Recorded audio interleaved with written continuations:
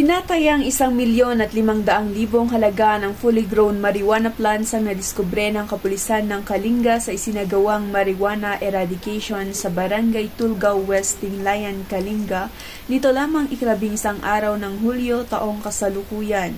Matagumpay ang operasyon sa pagsisikap na pinagsanib na pwersa ng mga operatiba na pinangunahan ng Tinglayan MPS kasama ang Provincial Drug Enforcement Unit, Provincial Intelligence Unit ng Kalinga Police Provincial Office, 1503rd Maneuver Company, RMF B15, 1st at 2nd Kalinga Provincial Mobile Force Company at PIDEA Kalinga.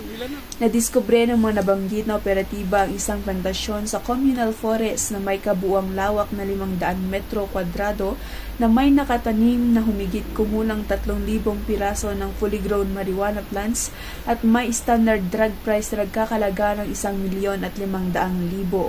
Bagamat walang nahuling cultivator, kaagad namang binunot at sinunog ng mga operatiba ang mga nadiskubreng marijuana sa mismong lugar ng pinagtamnan.